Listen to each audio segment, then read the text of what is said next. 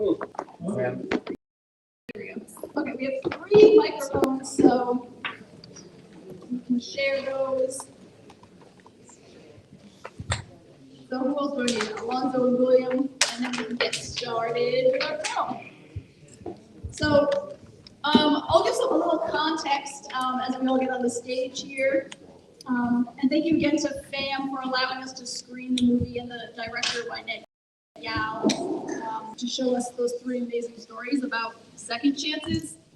On your way out, I also have a QR code if you want to watch the movie at home or share that with someone. They're screening the movie through the 22nd virtually, so you're able to watch that at home. So share that with other people. As I said, we're also having the panel live streamed on the ACLU's Facebook and YouTube, and you can watch that after the fact as well.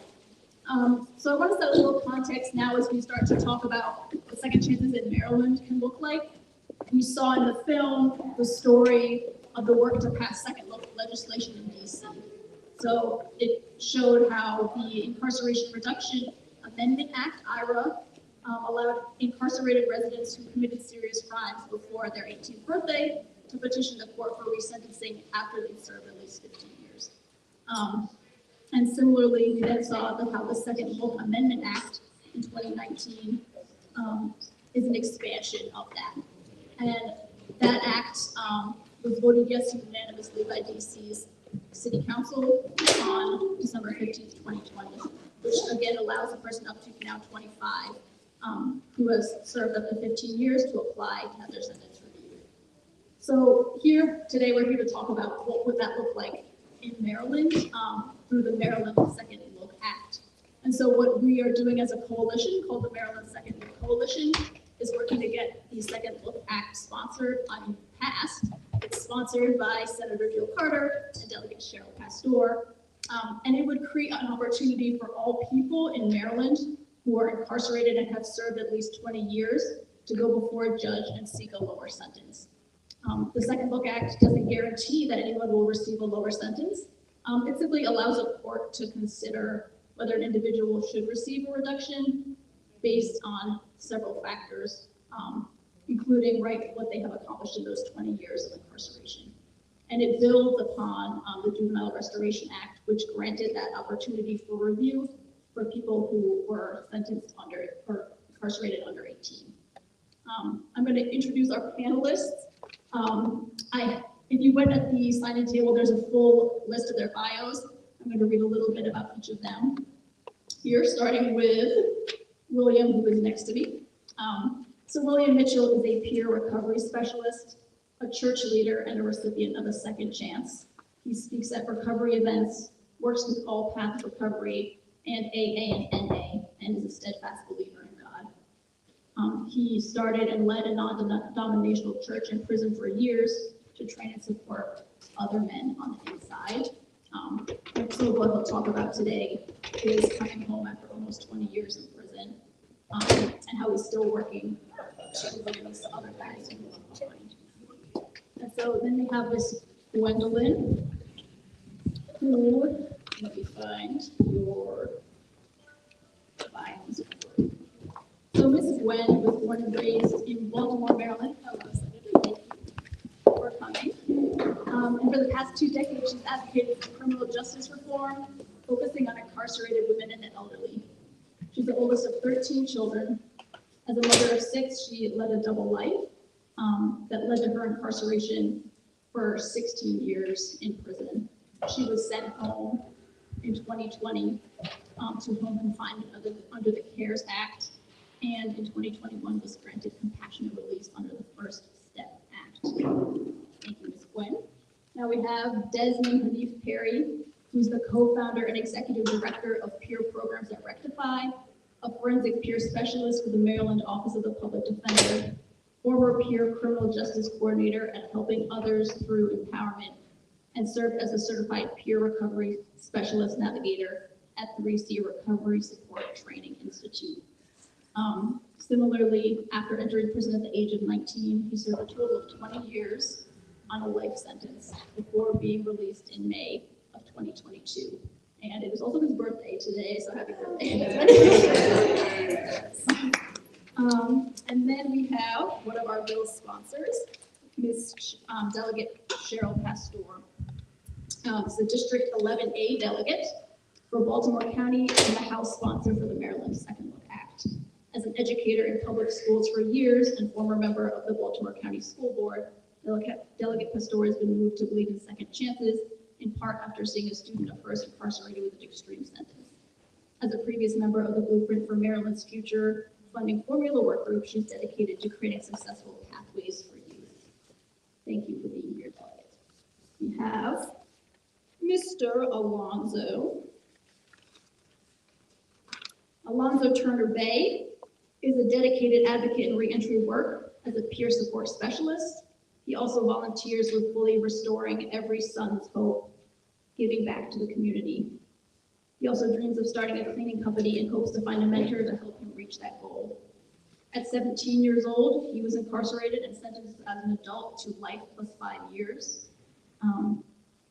By the fourth time he was going up for parole, the state's attorney in Alonzo County, S.A. Brave Boy, had a conviction and sentence integrity unit where they reviewed cases with long sentences.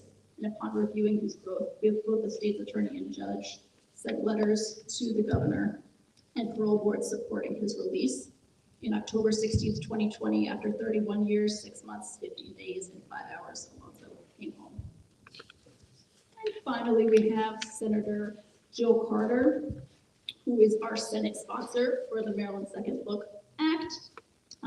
She's the District 41 Senator from Baltimore City, and having serving in the legislature for 20 years, she's been a driving force advocating for legislation that impacts the lives of incarcerated people and their families, including the Juvenile Restoration Act and removal of the governor from the parole process for lifers. So thank you, everyone, for joining us today. Again, we have, 3 mics, or maybe 4 mics now, so I might have to share. But let's get into some of our panel questions, and at the end, hopefully we have some time for some Q&A. Let me do a time check here, yeah. So, our first question is, for each of you, why are second chances so important to you? And in that answer, if you could touch on what hope looks like for you or how you practiced it yourself during your incarceration. For our bill sponsors, why is supporting the Maryland Second Look Act an important part of creating these second chances? Thank y'all. Hello. Thank y'all for coming out and support this forum. Before I go any further, I would be remiss if I did not give honor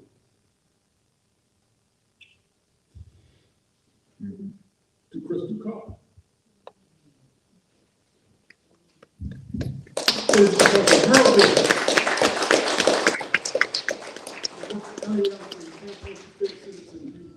that we have the JRA in Maryland. I wrote Delegate Kirk Burns, and I copied the IRDC because of her. Even though the Second Look Act, the first one didn't pass, it ended up becoming JRA. A lot of us are here. So when we talk about second look, I always remind people of this, regardless of what you believe in. In the Bible, in Acts 9, talk about the story of Saul, who later became Paul, who was on his road to Damascus. At his time, when he was here today, he'd be labeled as a serial killer and a mass murderer, and his sentence would be death. But God saw fit while he was on his road to Damascus to change some things. Knocked him off his horse, and for a long extended period of time, no one heard from him. When he reappeared, he was no longer Saul, he was Paul. Why? Because God seemed fit to change his heart, his mind, and his condition, and gave him a second chance. He is spoken of, the only person who is second to him in the Bible is Jesus. Jesus is the only person who's spoken of more in the Bible than Paul. If God sees fit to give out a second chance to a mass murder, why aren't we willing to give our children? Why aren't we willing to give our youth? Why aren't we willing to give the citizens of the state of Baltimore a second chance? God forgive, why we can't forgive and let a person who has changed their life, who has rehabilitated themselves, who have showed worthy of a second chance, why can't we? This is something that's way long overdue. Maryland is behind Mississippi when we talk about locking people up who look like us, giving up the life sentence. Mississippi, Maryland shouldn't even be mentioned in the same board. So man, we gotta take some action. We gotta do some things to move this bill forward. I worked in a hospital while I was in prison. I would see men who have done 50 years in prison. They caught diabetes stuff they had, both their legs amputated. And when they died, the prison shackled them and handcuffed them to the bed until they went to the morgue and began the autopsy process. Even in death, in the state of Maryland, you are still in prison.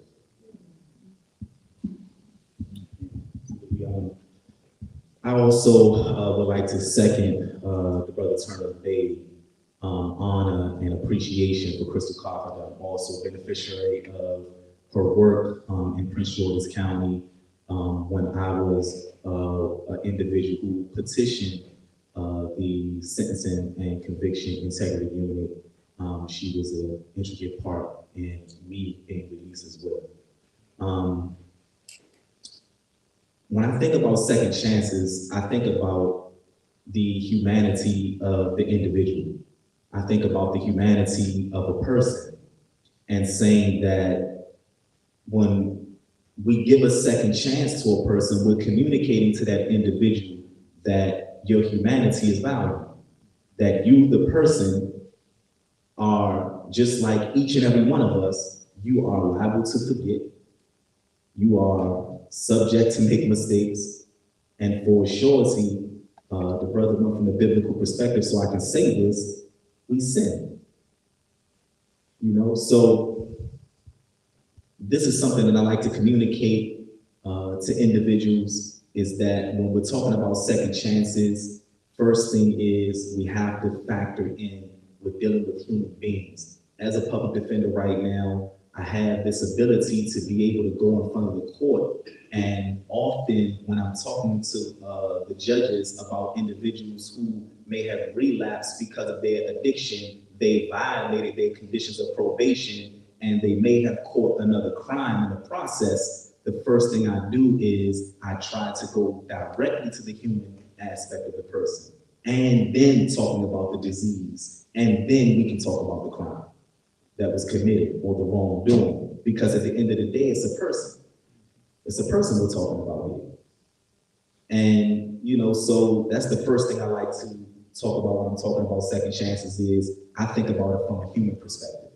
And then secondly, I consider it to be something that me standing here right now as an example, as a living example of what it looks like, that I can be a voice for those individuals who haven't gotten it yet to say that it should be given. I was someone who was found guilty and charged of first-degree murder. Just like those young men we saw on the documentary tonight, I met two of them, extraordinary men, Shaka being one of them at Georgetown University, and me and him connected immediately because of the type of lives that we had that was similar. But I'm here as that example. And I've seen so many men who are still incarcerated that, you know, a person asked me recently, recently they asked me, what about the individuals who are still, that may be gang members that's inside? And I had to help them to understand that a lot of those individuals, those young men who are still involved in gang activity in prison, really don't even want to be a part of that. They don't even want to be a part of that, but because of the abnormal circumstances that they're under and where they're at, many of them say, man, I just can't get out. I want to get out. I want to leave. I don't want to be a part of this. And so then you even have there that we have an example of a young man who's home right now in Prince George's County who was a gang member, and he's doing great because he finally said, I'm free. I'm free from that. I don't have to be around that pressure anymore. I'm free. But if you look at his institutional record and you look at the record of what he had been incarcerated for, a person would say, man, he don't deserve no chance at all. He's still currently actively considered to be a gang member in prison. But he said, man, I'm stuck. I'm not only locked up, but I'm locked into something that I don't even want to be a part of. I want to get out. So there's definitely individuals who, you know, I just think that, you know, sometimes we just don't look at the humanity, we don't look at the human aspect. And for many of us, like was pointed out in the documentary, that sometimes that second chance is our first chance. We were never even given a second chance from the beginning. Excuse me, given the first chance from the beginning. You know, because of the environments that we grew up in, the trauma that we've experienced, and, you know, what we had to endure before we even went to prison. So, yeah, when I think about second chances, I really think about the humanity.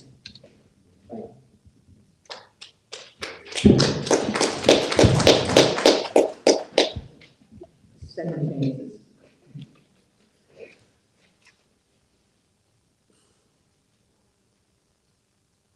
In 2004, I was sentenced to 400 months for selling drugs. At the time, I saw my mother sit there and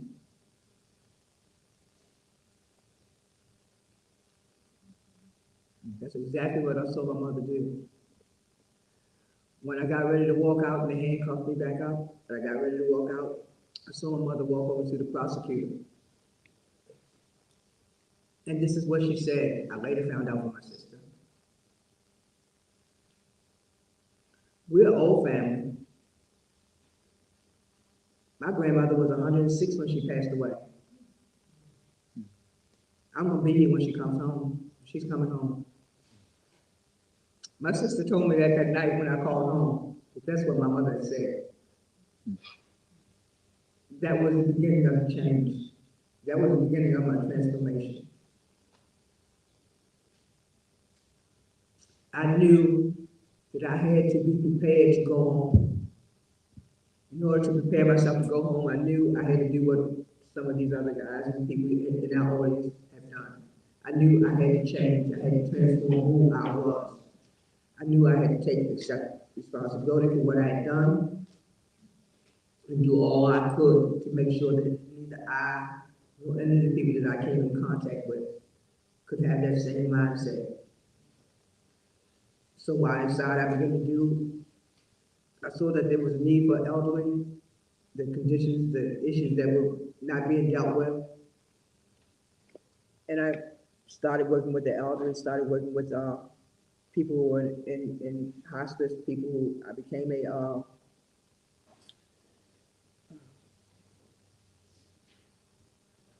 my mind's gone, someone sitting outside the suicide watch. Observation. Observation aid. I became an observation aide. That led me to be able to talk to people. We all, you know, but inside I knew that that's where the change had to start. And many of us, many of the people that I left behind, their change started. Like I said, I got sentenced in 2006. I did 16 years. A whole bunch of bills came, a whole bunch of bills got passed. I got denied. I wasn't, didn't fit the criteria. I even had gotten lung cancer and got sent to a federal institution, a medical institution, where I was supposed to be given compassionate release because I was terminal. Well, after serious prayer among me and my family, I was determined not to be terminal but cancer-free. But guess what? I was denied that compassionate release, so I didn't go home in 2016. It was 2019. I got a second chance again. That was when the First Step Act passed. It reduced my sentence from 400 months to 292 months. Again, I petitioned and got denied.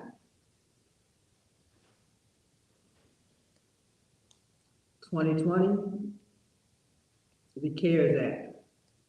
That act that gave people that $400, $1,400, that stimulus money and all that other stuff. Well, it gave some of us in the federal system an opportunity to come home.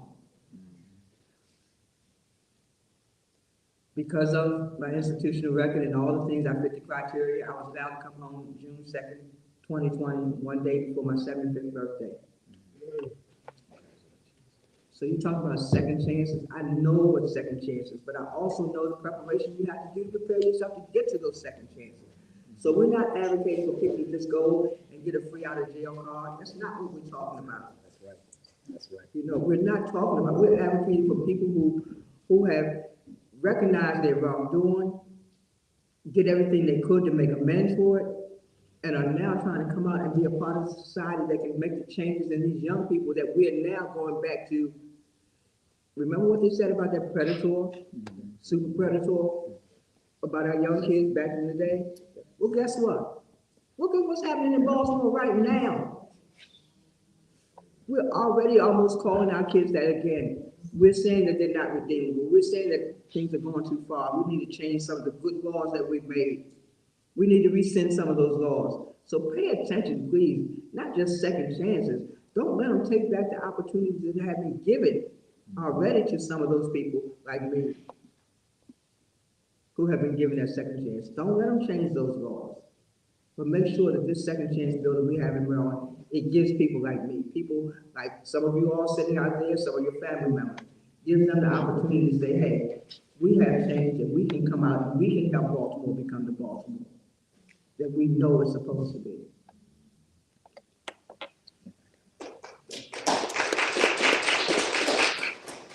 Thank you. My name is William Mitchell. So I served 18 years, 3 months, and 7 days. I was sentenced to 70 years for, I was sentenced to 70 years for an attempted murder. The attempted murder was considered an attempt because somebody got shot in their forearm and in their leg. It was a non-life-threatening injury. Nevertheless, it was severe. So I was sent to prison. When I went to prison, many people in my life had always said, you're missing a mark. You've got more in you and you just want to play games. But there was a man in prison, I'll never forget him. He spoke of something other than, hey, you're special, because a lot of people in prison will come up to you and say, you're special. But this guy spoke of purpose. And I had never heard somebody speak to me about purpose, of you have a calling. And what I came to realize from listening to this man was that everybody on this planet has a calling. And if you don't fulfill your calling, then God has to create another person to fulfill your calling and their own calling. And it puts double duty on somebody else. As this man mentored me and encouraged me, it gave me that hope to realize that I do have a purpose and what I'm doing is not right. Through the years in prison, I went through many programs, but the programming wasn't always what got me. It was the men like Turner.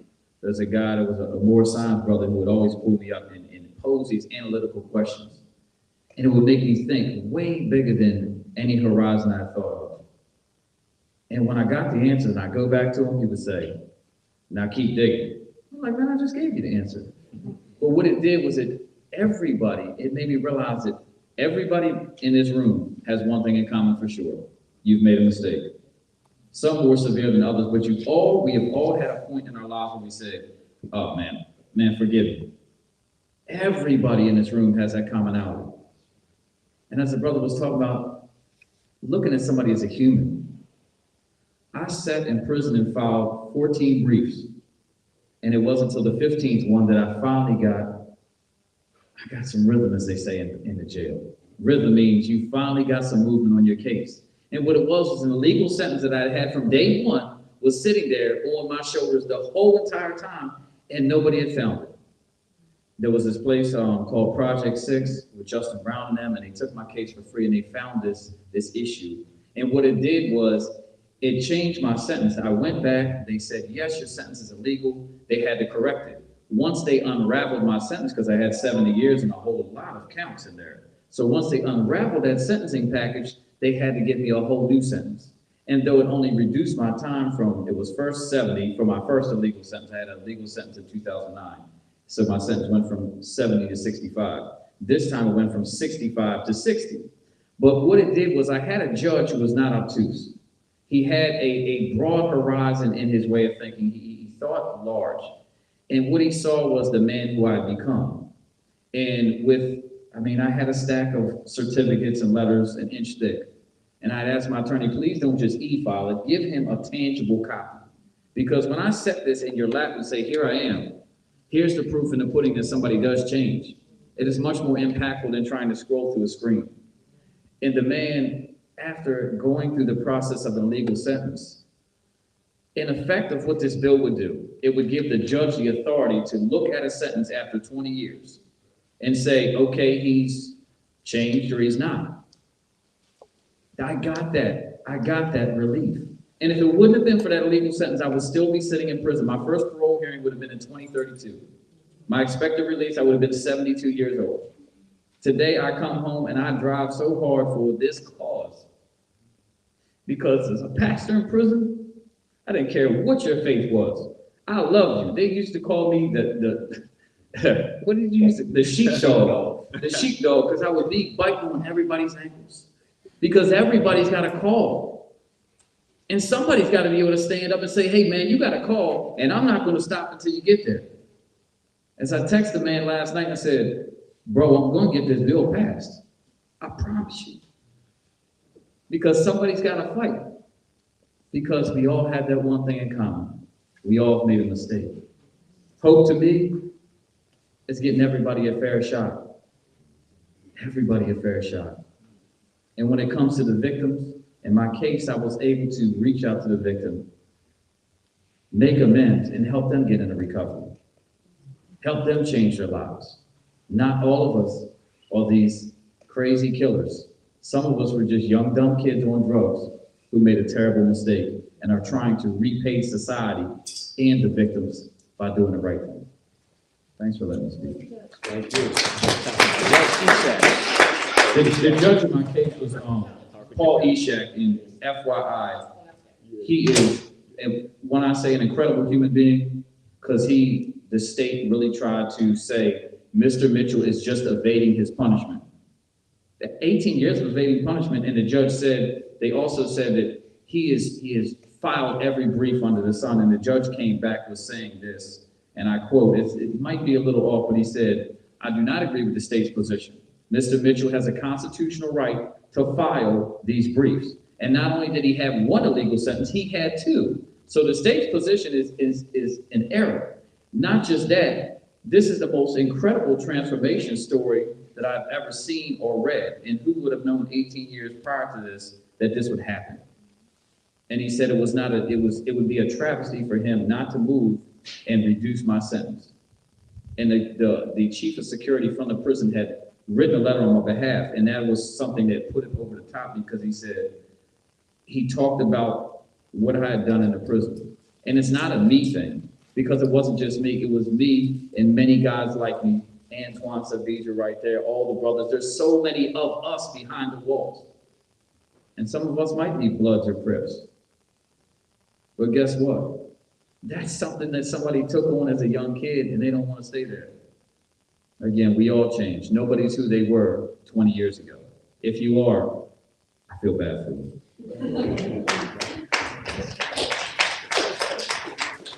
I know we had time, but can I get one moment? We hear maybe from our new senator, the delegate first, and then.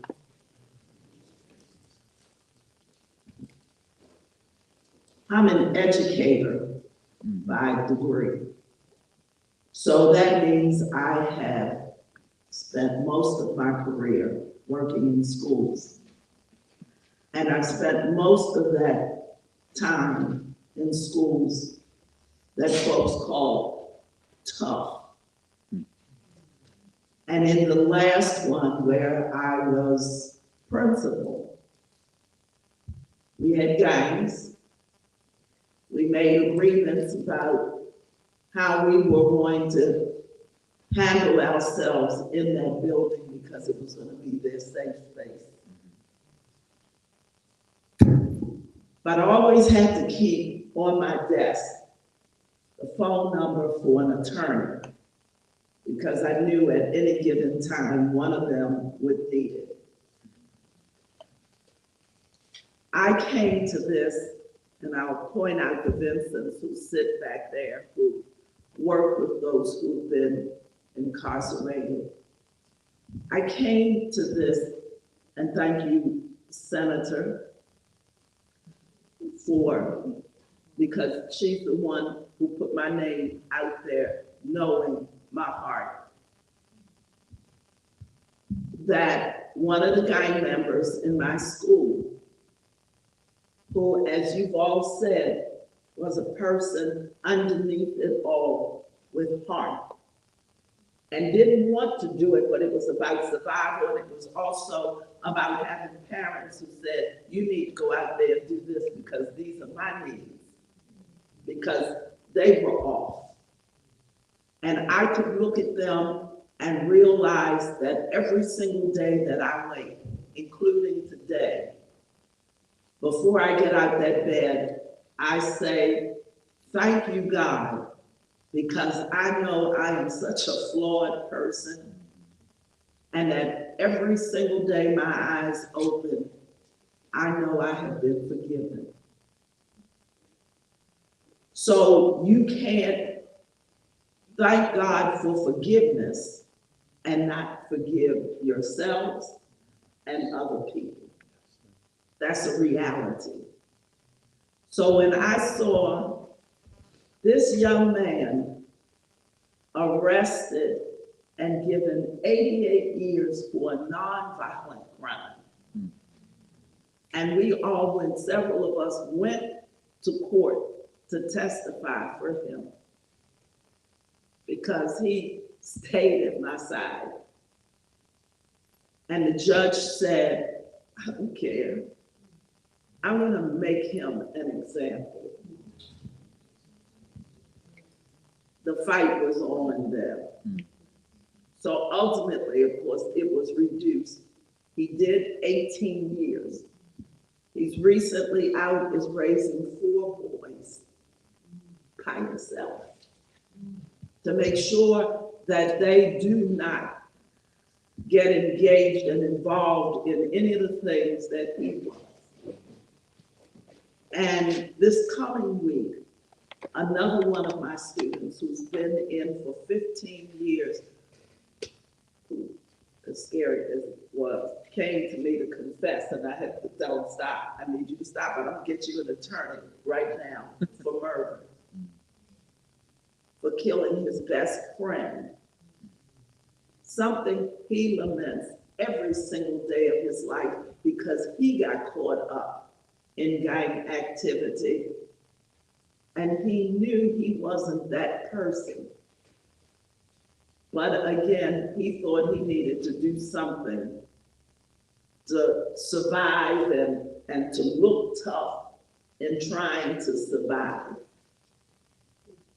And he hurts every single day. But next week, we'll step up and give it our very best shot for him and all of the rest who are out there who for one reason or another don't get a shot. And when I looked at that film and I heard people talking about their world as teenagers, as young people, and I know, and I look at another delegate in the room and say, I know that people really get sick of me and turned off to me when we're sitting in those judiciary hearings listening to people talk about what the sentence ought to look like. What about saving the children before we have to talk about the sentence? But we are not doing that because it's easier and fiscally sound to talk about how we incarcerate than it is to admit, one, that as adults we have failed young people. We have pulled away programs and opportunities from them, and we have failed them by giving up, relinquishing Our role, and I'll say grown-ups, adults by age, grown-ups by life experiences, we have relinquished that to them. And now we want to make them predators. We want to punish them because we didn't do our jobs. I won't give up on this because if we give up on our young people and those who have changed in prison or wherever they happen to be, those who didn't get caught, if we give up on them, we give up on society, period. And I'm gonna say it for every African American that's sitting in this room, because I might well be one of the oldest ones sitting in the room. I'm going to say, it gets on my nerves when we say, and they look like us. They've been looking like us for a long time. And what have we done? They've been looking like this for a long time. And we have relinquished our responsibility or turned it over to someone else to make that difference. I'm having, for some of you who are, I'm having a family repayment moment. That's right. I've had my career, so I'm sitting in Annapolis, and I'm sure the salary I make is being eaten up, okay, in other ways. Okay, so it's not about that. But I am sick and tired of being sick and tired. I'm sick and tired of looking at children struggling and wanting to be better. And my last thing to say is, if in my school, those children who were in gangs wanted to wake up on any given morning and say, and I could go to school and give drama, give fever, give this, give that, or I'm not going to school, they could have done that. But they chose to come together, knowing no tagging, no flags, no colors. We don't do that. They chose to be able to come someplace and exhale. That's called a second chance. Mm-hmm.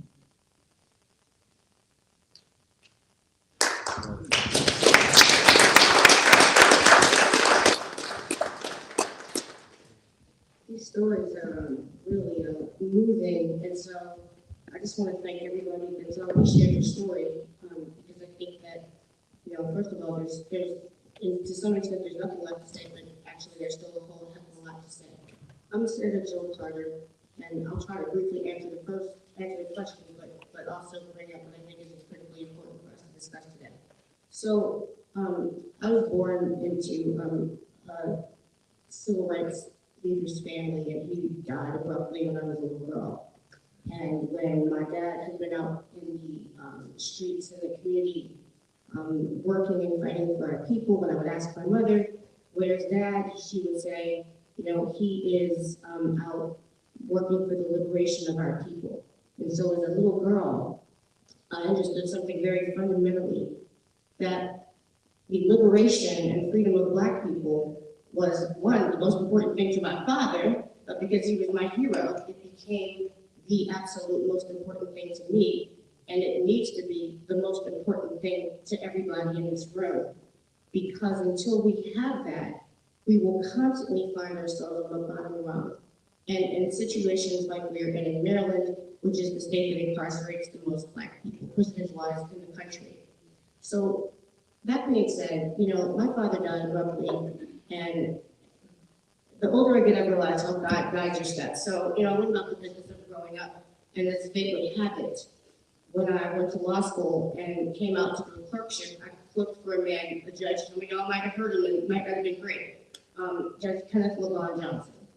But as fate would have it, the year I went to clerk for Kenneth LaVon Johnson, he convened a grand jury, and the task of the grand jury, the charge of the grand jury, was to examine why, of all of the felony convictions or felony cases in the felony arraignment court, why the majority, I don't remember the numbers anymore, but huge numbers, thousands, cases by the thousands, this was, the 90s.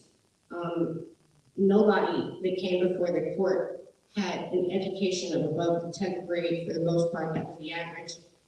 And most of the people that were selling drugs were selling and had some type of addiction, so in some respects, selling as a supporting habit.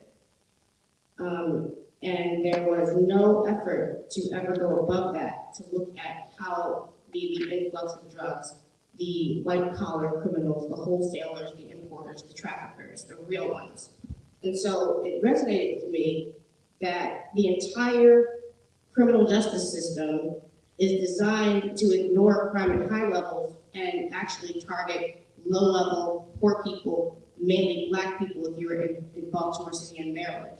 So that being said, I would say that trying to right these wrongs between the mission that I felt my whole life with my father, and then the information I got very early in my career as a lawyer, and then I went to work for the public defender, and then ever since then I've been a criminal defense lawyer.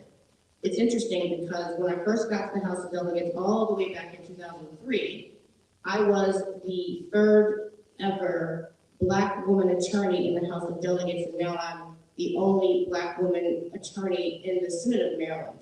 So it's been my experiences as a lawyer also where I've seen just, savage and massive injustice. Delegate Pastor talked about, really essentially, we blame the victim. We create the situation and then we blame the recipient of our policies. And one of those major policies and why our children have been so ignored and mistreated for so long has been that Maryland and Baltimore City in particular are still the capital of lead poisoning of children in the country. You know that, right? And so, lead poison is a #1 precursor to any type of juvenile delinquency or criminality because it destroys the ability of people to control their impulses. And add to that other factors like inadequate education, add to that factors like broken communities, add to that factors of no real economic engine in the neighborhoods, and you come up with what we have now in Baltimore City, what we've had for a long time. So all of that to be said, what is important is everybody's individual story is moving. Every time I hear a story or see one personally because of my law practice, I'm touched by it. But what is driving me, in addition to the individual stories, is I want Black people to win. I want us to finally win. I want us to realize that promise that I felt that we had when I was a child in the 60s.